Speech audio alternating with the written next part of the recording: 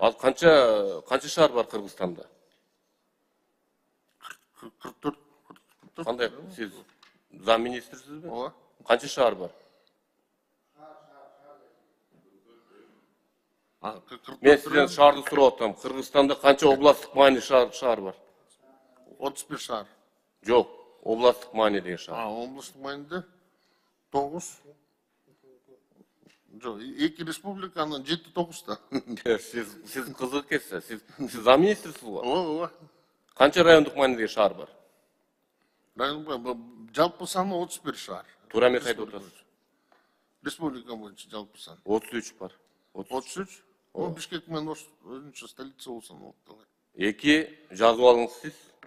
2 республикалык маанидеги шаар, 12 областтык маанидеги шаар, 19 райондук маанидеги шаар бар. Сиз буну жатка билишиңиз керек да.